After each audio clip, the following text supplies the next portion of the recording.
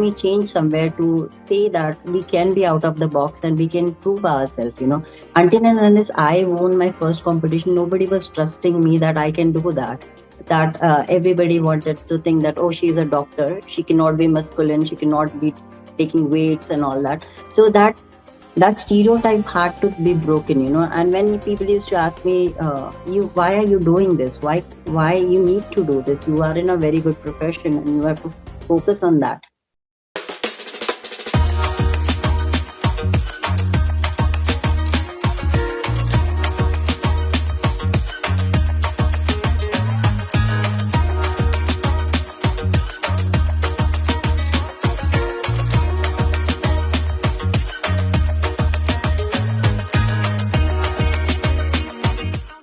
If there's one word to describe what Dr. Maya Rathod does, it's push. A full-time gynecologist, IVF researcher currently based in Sydney, Australia, a professional bodybuilder, a mum to two, and an all-round incredible woman. She pushes herself to achieve the best in all facets of her life. Being the first Indian woman to participate, her recent win at the International Federation of Bodybuilding and Fitness, IFBB 2021 Australian Championship, which was held in Sydney, in the figure novice category, was truly a matter of pride. We speak to this incredible woman today about who she is, what drives her, and who she hopes to become. First things first, congratulations on your win. Can you give me an idea about how the events transpired leading up to the event and to your win? Thank you so much for that. The event was on International Federation of Bodybuilding in Australia. So all it happened was when I landed up in India, I was in Australia, I was in lockdown. So when everything was opening up, I was just Googling to the workshop how the bodybuilding happens, because I had recently won in India. I had done bodybuilding there for the first time. And when I came here, I was curious to know how the bodybuilding happens in international level. So when I went for the workshop, I got registered and I met a lot of people there. So there was a judge. She was very old enough to be there. She was very senior most. So she came to me and she said, I've been judging this competition since last 20-25 years. And I haven't seen any brown skin coming inside. And this is the first time I'm admiring a brown skin coming here. And I was totally amazed to understand that, how come till now nobody has come till this?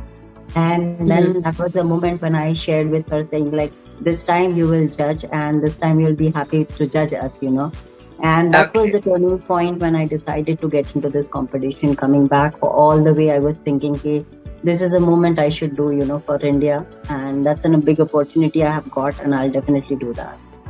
So can you tell me about how your training was leading up to the event? Yes, the training was every Saturday we have to go to the workshop where they teach us the posing. They make you understand the criteria. They completely make you confident how you have to be flawless on the stage. Because as being an international, they say we select only 10 people and they have to be completely flawless on the stage. You cannot wobble, you cannot be shy, and you cannot be low confident about yourself when you're presenting yourself on the stage. And every Saturday when there was a workshop, they used to check our diet and how we are posing. And for me, included, it was to walk on the hills, because I had never done that.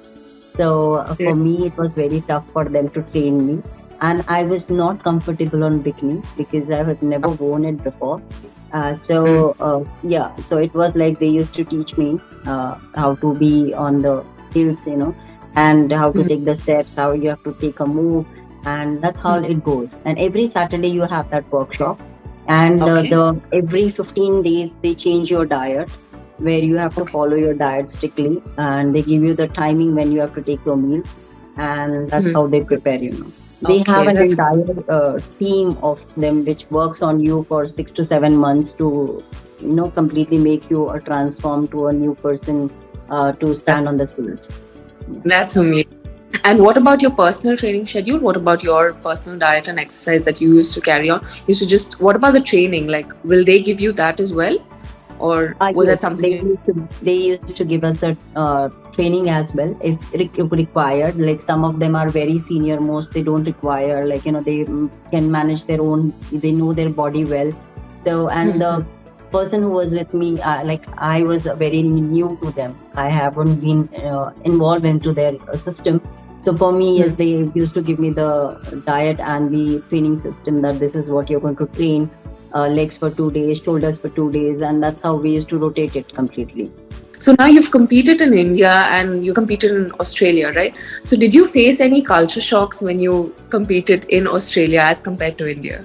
Yes, culture shock was definitely there. I won't deny to that, because when I back in India, it was like we have to do it ourselves, the way we are in our comfort zone. We are supposed to wear the clothes we are comfortable in, and but here it is like you have to open up yourself, be more confident in front of all the people. They don't have the a barrier of boys and girls standing apart on different rooms and then posing. You all have to be together, and then that was a little bit took me a time to get open up with the stuff, where we have to be in front of all the people, and then you have to pose and keeping that wide smile and not being awkward, so that was there.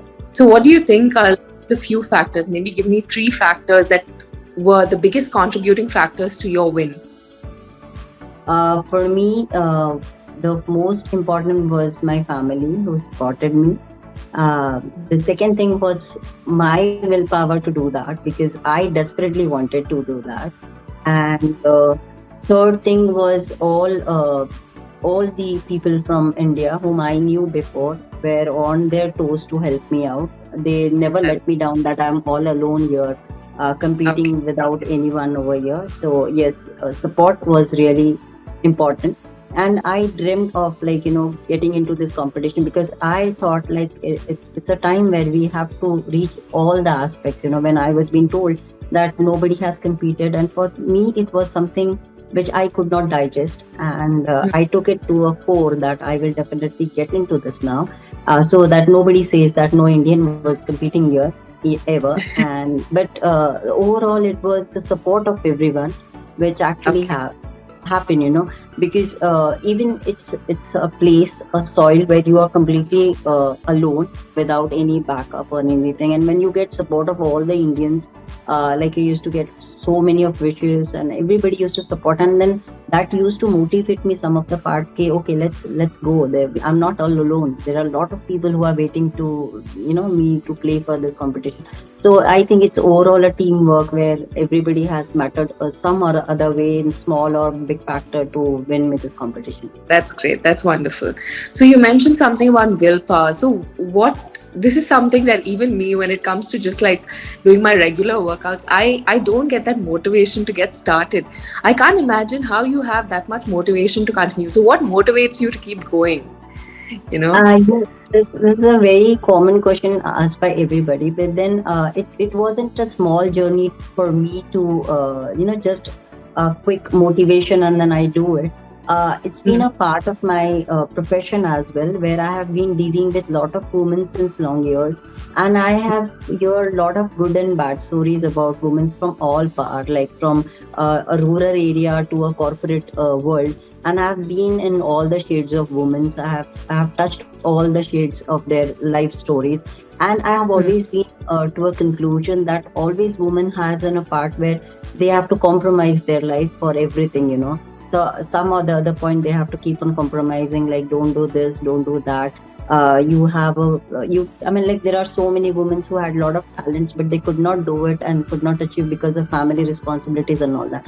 And that was that all process in my mind helped me change somewhere to say that we can be out of the box and we can prove ourselves. Until and unless I won my first competition, nobody was trusting me that I can do that.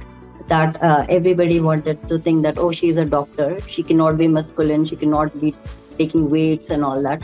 So that stereotype had to be broken. And when people used to ask me, why are you doing this, why you need to do this, you are in a very good profession and you have to focus on that. So all these eras of mindset of being a female I Mm. needed to change it. To a certain Okay. point, there was a discussion in my family, like if I start saying no to everything, then Mm. even my daughters will be raised with saying that same no to the culture, where people will say that you can't do, and they learn a thing that okay, when a mother and when a woman is being told no, she is supposed to say no. And that was the time when I decided that I have to be an inspirational for my kids. I have two daughters, and if I want them not to get inspired by the world, but then get inspired by their own mother who can do it, when she wants to do it for her dreams. And that's all That lead me to come to this motivation where when I get tired, like I don't have to work out, I can't do it now. I always say that this is a time to prove myself when to that we can do it. It's not about being gender, but it's about being that always as a mother, always as a wife, always as a daughter-in-law, where you have some other part said no for things which you actually wanted to do from your heart. And that's the moment which lets me go to prove myself that yes, I can do something in my own life, in my own aura. that's great. That's great. Thank you so much, doctor, for changing the narrative. Thank you. So I'm sure you've attended a lot of interviews. What's this one question that you've got in every interview and you're tired of answering? How does a doctor gets into bodybuilding? Do you want to answer that, or do you want to skip that here? Yes, that was only a motivation because I was overweight and I Oh, really wanted to find myself, and I wasn't finding myself as active as I was. And I was okay. thinking that this is a time to get into the gym. But when I Mhm. started losing weight, my friends suggested me to get into bodybuilding. And when I went to before I appeared myself onto a bodybuilding show, I went to a shows where there were hardly couple of girls and there were plenty of boys in this competition. And I discussed with my friends like why there are so many of less couple girls in this, like hardly 4 or 5. They said like in India we don't promote these kinds of competitions for female. I mean like they don't like these kinds of competitions. I said why, and that is how getting into deep core and then finding out okay, let's get into this then. Why can't we? And of course that was a scene when I decided to get into this competition. Okay. So That's great. So then, can you, since we've spoken about career, can you tell me a little more about your career in gynecology and yes, what you do? I am obstetrician and gynecologist. I have done IVF specialization. I'm doing research in IVF, and I'm Okay. an assistant laparoscope surgeon as Okay. well. And I'm still going on with the research in the test tube babies, and Hmm. that's all I'm into it. Okay, that's great. So, I mean, you're constantly surrounded by women. I believe now you have two daughters. You're constantly surrounded by women at work, and now, so I mean, what is that one thing that you want everyone to learn from you? All the women around me, I'm not that great enough to give any suggestions to you all, but then yes, definitely from my life, I'll tell you that when we have a kids, we are the biggest responsibilities in their life to mold them. I always want my daughters to learn more from me other than learning from this world. I always Okay. think that instead of learning different scenarios of different aspects of the world, let me teach them what is world, and let them take the best decisions of their life when it comes Mhm. to learning good things. Because they are of what who are going to nurture ahead in future. So I think instead of learning from other people, let me be an inspiration from them to understand what is life, and I can teach them the better chapters and better aspects. So I'll definitely tell you all guys who all I know as a female, I always tell my patients as well that you have to open about sex education. You're supposed to be opening about your bad and good aspects of life, because if you don't teach, some other people will teach them, and that you don't know whether they're going to teach in good sense and bad sense. So Very always true. be a friend to your kids and always be open to them, because scenario in India is like they don't talk about sex education, and then our kids gets misdiagnosed and misguided by a lot of girls and boys in this one, because you can't stop them being with other people in school. Very So I always tell that one thing, you always be with your kids to make them understand what the real aspect of life is. That's all I suggest, that That's all I would like to tell you always. Okay, that's great. So you're setting a wonderful example for your kids, like whether it comes to fitness or your career, and even with these life lessons. So, what was their reaction to your win? I would love to know. Uh, First of all, she could not believe it that it's my mom. And yes, the only moment I would share with you about Amira, who is my elder daughter, is she was being asked to draw a picture of a person who inspires her a lot, and she selected me for that. And that's what I think I have earned the most important thing, that somewhere in her mind she understands that I am an inspiration for someone and for herself itself. And she went to the Google, she took my picture and she drew that on a book, and she said like, Mama, I am being asked to draw a person who inspires me, and I have drawn you. And I think Oh, this is what we need to learn, from them, that we are teaching them the right lessons. that's great. And that's how her reaction was, that for her, her mother is an inspiration. Okay, so everyone has the same 24 hours a day, right? And me being a new mom, I don't know, like for the last few months, I just feel like I'm on autopilot. So I begin to fathom how you have time to, dedicate to your career, to bodybuilding, and to like being a mom and everything. So please tell me, how do you do it? I need tips.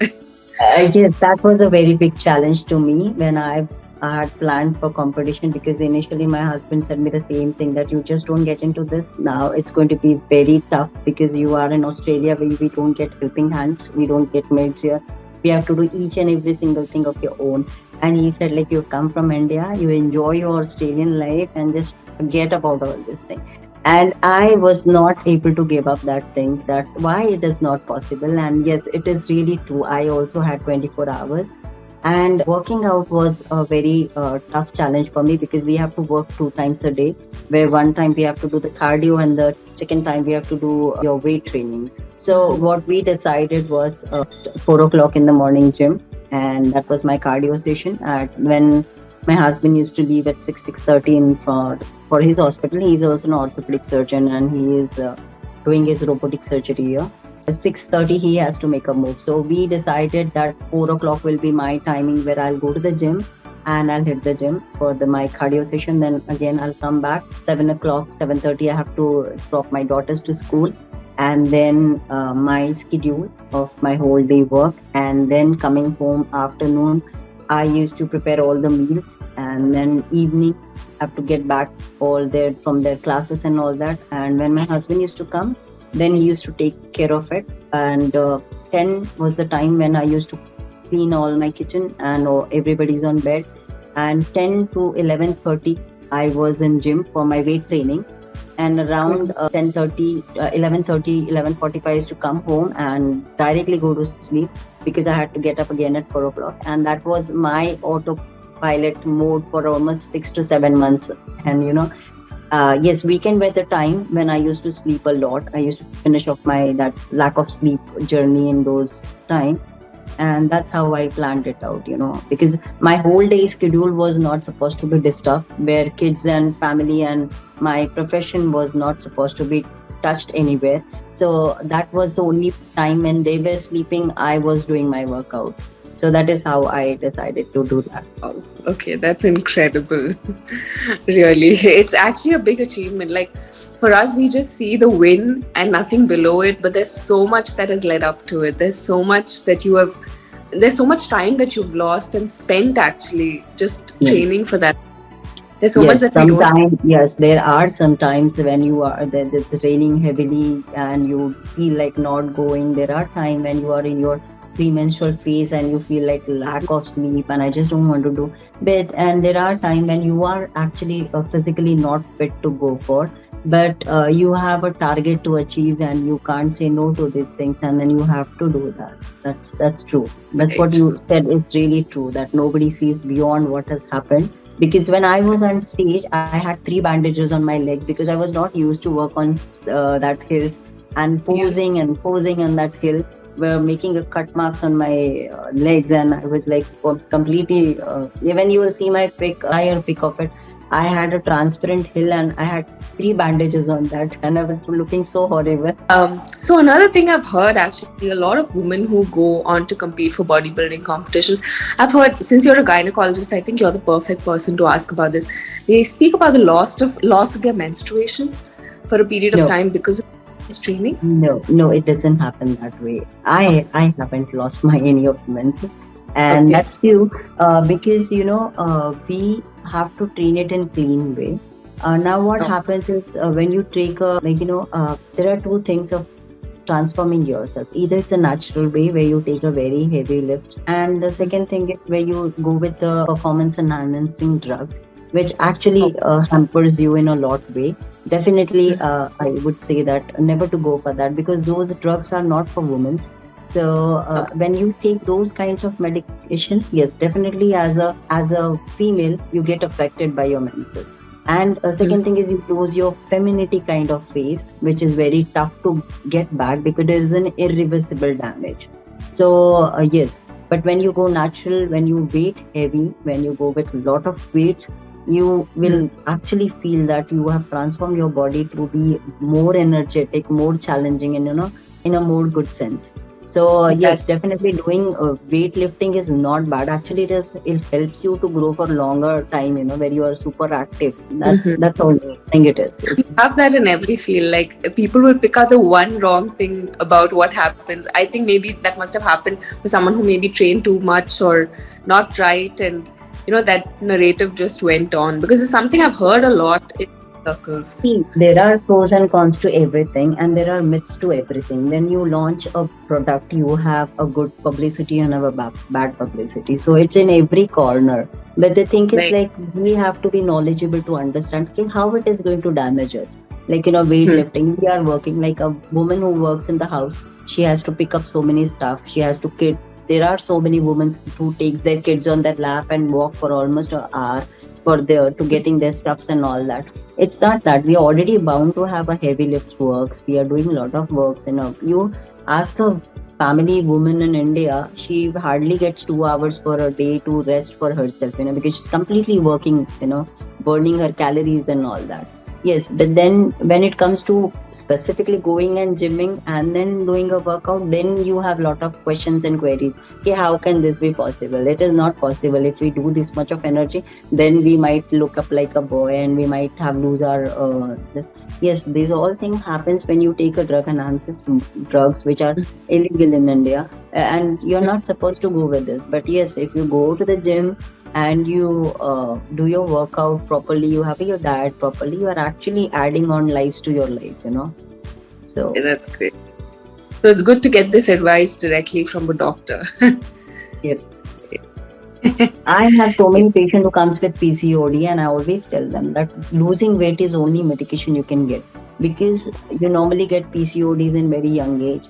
When you are in 24s and 23s and 24, and at this early age you can't start them with medications, which normally most of the doctors does. But you cannot pull on your entire life on those medicines. There has to Right. be there has to be a basic treatment from the root, and that is your weight. And when you lose your weight, you definitely get back to your hormone levels normal. So that's what I tell everybody, that it's not a harmful to lose weight. It is always good part of your life to lose weight, because when you go back to your college days and school days, we were very thin and super active. Nobody could have stopped us, and that's all because after marriage and after priorities we gain lot of weight, and then we think that life has ended here. We don't want to see beyond that. Very true. Very true. It's amazing to hear this from you. I think this is just the push I needed, because yesterday I recently started like getting back into working out and eating better. And yesterday I was feeling really down. So I think this interview just came at the right time, and it's just giving me all the right messages. In a couple of years, you will be a woman in your kids' life where they will see you and learn things. So that is why you will be the best example for your kids. So you have to be super active always. So, doctor, can you tell me a little more about so right now you're not taking part in any competition soon. So what does your maintenance training schedule look like? I work only once a day, and I have to be very strict to my diet. That's the only thing to maintain my body, because I can't eat junk stuff like, carb loading and all that. I can't do that.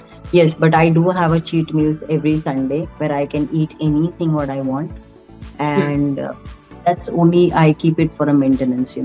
Where I eat a lot. I don't eat in weighing the time I do it in my competition where I have to weigh everything. I eat everything, but I just make sure that what I'm eating is healthy.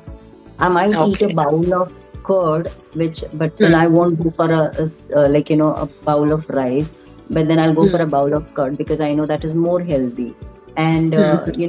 there are simple things which we replace, like where we use oil, we use free. Where we use limited of oil, where there comes sugar, we go on sugar free, so that we can Hmm. just blend everything and we don't get enough of calories. It Correct. comes to eat a lot, I take a big bowl of salad, and then that pulls me up. And that's how Hmm. we have to just maintain ourselves, where we have freedom to eat, but then we have freedom to eat all healthy stuffs. Okay, so can you give me an idea of what was on your menu today, so we'll all get to know and we'll get some inspiration. I need some inspiration always.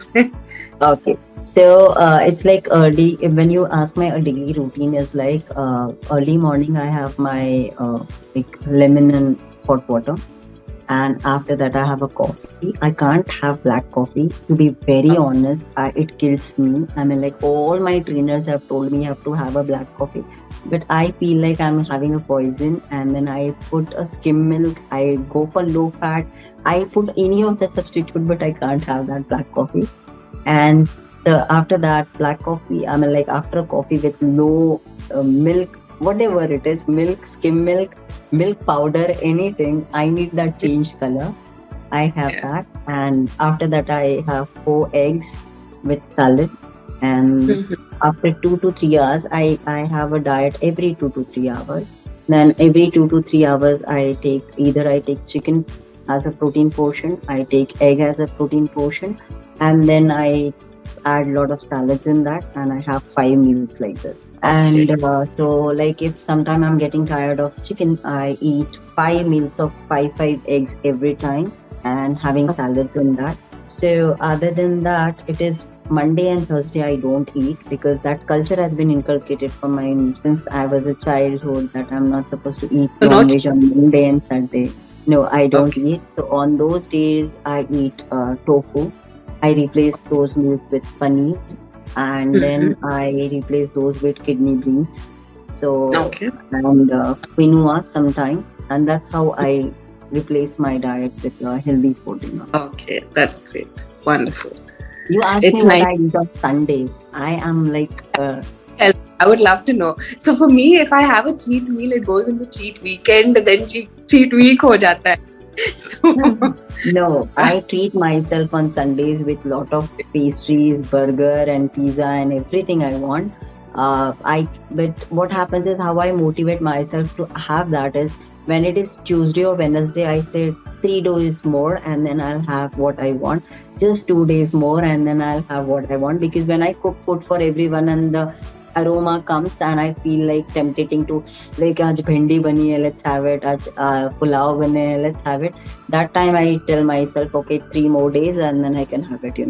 And that's how I keep on stacking myself, because sometime when you're in a hospital and you're tired of your work, and you feel like eating something and just resting when it is a hectic schedule, like as if now COVID is going and we are overloaded with the work.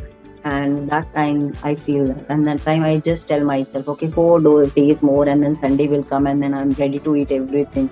And that's how I motivate myself for not eating junk. okay, okay. So I mean, it's safe to say that you're also a foodie. Only thing is, you restrict yourself to one foodie meal a day, I a week. am a foodie. That was, I was 86 kg after my delivery. I am a very foodie. Uh, But the thing is, like, I have my passion has come into achievement, and I am maintaining that achievement right now, because it's an honor to hold a flag of India where you represent India in other country. And I think that is more important than having cheating my diets and not getting into my schedule. So yes, that's always on top of the world. that's amazing. You really put things into perspective. Yeah. So, what is in the bigger picture for you? Where are you looking to compete at next? Do you have anything in plan, anything that we can look forward to? Yes, not at present because I am into priorities of my career of being doctor. So I always plan my things whenever I decide something to do. So I will definitely look up at the end of the year. But Mhm. before that, I will have to set something for my career wise. Once I step into that, then that will be in another part of it to get into the competition. But yes, this time it is going to be a bigger one. And Okay. And do you have a stage, a dream stage that you want to compete at? yes, every bodybuilder you ask has one dream to get into Olympia stage in USA, and Okay. that's of course mine as well. And Okay. with the God grace, I go there. Hopefully, we'll see you very soon there and with a trophy in your hand. Thank you. What, according to you, has been the most challenging part of this entire journey? Like, there have been many challenging aspects, but what is the most challenging? Being a mother, being a Okay. mother, it's the most challenging work I can say in the world. I mean, like nothing can challenge beyond that. Being a mother, And because this is coming from yes, someone who's a gynecologist and a bodybuilder. Like, these are two very tough things to do. And you're so saying that being a mother. I will tell you, really, I'm telling you, this is even being a gynecologist. I'll tell you that being a mother is the toughest thing, which has been underestimated for years and years. But when you even ask me, who is a bodybuilder who has to take weights day and night, who has to be in a complete every day into a pain of her muscles, which can't recover, and very second day she's again going. But when you ask me the aspect of being a gynecologist, mother, and a bodybuilder, I will always say that being a mother is the toughest one, where you have to be on top of your toe every time, whether your kid is in a well condition, where they are sick, where they are not into their school academics, where they are not understanding the stuffs, and you have to repetitively answer their questions. You have to repetitively entertain their tantrums of not eating this, not eating that, where you are completely into a cycle where you have to completely clean your house for the mess which they make in an hour. That's the magic of being a mother. You just clean the house, you just take a nap, you get up, and the house is completely back where you had left it, and without any complaint you have to be on track again. So I True. think mother's job is really tough. You are also a professional person. You also might get tired from your work. You are stressed out from your duties and your responsibilities, but you have no escape from being a mother. You have to cook your food, you have to clean your house, you have to take care of your kids when they need their mother. You have to be there. Yeah. That's tough thing. Very, very true. Yeah, this is also a part of the discussion I was having yesterday with my husband. It's the exact same story here. Like, there's no days off, basically. Yes, really no days off. Even if you are not well mentally, Yeah, physically, you have no day off. we'll have to take care of them. Yeah. And I think for me, and I'm sure that even you may be able to attest to that, like for me, one thing that really is a good aspect in my life is my husband is very supportive. So, I mean, and he actually just takes over when I'm down in the dumps like this. So I think that is something that's been keeping me going. So can you tell me a little about how his reaction was when you first told him that you wanted to compete, even in Bombay, in Uh, Mumbai? Very frankly, none of them were there happy to listen to this, because, as I said, I come to a family where everybody is doctor, and I am myself a doctor. So, me going onto a stage which is completely different for everyone. So Hmm. nobody was adjusting to that, and nobody was able to digest what I was saying. And actually, nobody was taking me serious about it. That okay, she might have thought of, and she's just discussing. And repetitively, when I was telling that I want to compete, they was like, "Are you moron? Are you really out of your mind? What are you thinking so?" And not even that. The hospitals where I was working, when I used to discuss, they used to say, "Doctor, you better operate and don't get into all these things." And yeah, when it came to really competing, so that was the moment, as I said, in India, I had never worn bikinis, and I was not allowed from my family as well, and even including my husband. He said like, no, this won't be possible because we are from a profession which in India is really considered to be very high profession, and you can't be on these costumes and all that. So I even did not give up there as well. I said, like, let's have an option then. If not bikini, then why not sports bra and why not shorts? I mean, like, Hmm. they don't say that reveal these parts and then complete. They just want their body conditioning to be seen. And then he was like, "You will not give up." I said, "I am giving an option." You said, like, "I can't compete on bikini." I'm not competing on bikini. And when you go and check my YouTube video on that time when I competed And for the first time, I was the yeah, only contestant wearing the shorts, and the judges were like, "Who the hell she is?" Like, she does not know whether we have to wear a bikini. And when I went for Maharashtra, a member from a judge came and said, "Sorry, ma'am, you can't compete on these costumes. These are not the costumes you are supposed to compete." And I said, "Sir, give me one chance, and next time I'll definitely wear, but this time let me compete." And he said, like, it's not in our this one. All the ladies are in bikini. You can't wear shorts. I said, that's unfortunately because I'm married and I have two kids and I can't wear it. So that's how he allowed to me. I said, "Sir, I've worked a year for this competition and I can't wear that." And because of that, just because I can't wear bikini, I can't compete is not the solution for my life. And then he got convinced to it, and he allowed me for Maharashtra she. And he said, like, if you want to play for nationals, you will have no excuse. I said, okay, fine, no worries. But then, yes, when I got my trophies, and everybody was happy to see that, okay, she finally did that. But in international, really nobody had choice that correct. I can wear shorts. So I had to wear definitely. Yes, Uh, that was a stereotype moments of my life where even being a doctor, I was being challenged for not doing things certainty beyond their limits, and beyond their thought process of like you wearing a bikini and you getting onto the stage and doing bodybuilding. Yes, it was a challenge for me. But now I think with the passage of time, when you prove yourself to the people, then they have to accept it. This she has that potential to go beyond that. Very true, very true. Like I said, you have been changing the narrative, like for your children and for the future that lays ahead. I don't think now it will come to a point where a woman has to ask permission to be doing something that she wants to do. And I love that. I want that to be the future for our children, for everyone who follows. We are in all aspects. We are going everywhere. But the only thing is, we are in a very limited population. And Mm-hmm. I think in a way that we have already reached all aspects where a man can reach. Only thing is we need to just increase the amount and numbers of females to reach there. Like if you are in a bodybuilding, we need huge of populations to come into participation into bodybuilding. When it comes to be a anchoring, I need lot of female to be an anchor. It's not supposed to be limited only a proportion of like two.